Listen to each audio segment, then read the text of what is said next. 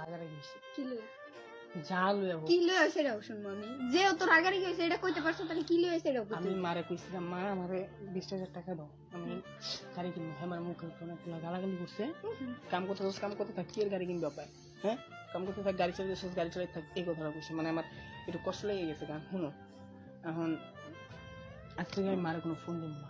একটার কলজাটা ছিঁড়ে হলাম। এই লোকজনগুলো উঠে কইবে কি জানো, কইবে বোর কথায় মারতে জি না। আমি আমি মানবো না। তুমি প্রতিদিন ফোন দিবা এই লোকজন নিয়ে। আমি মানলে কথা বলবো না তো।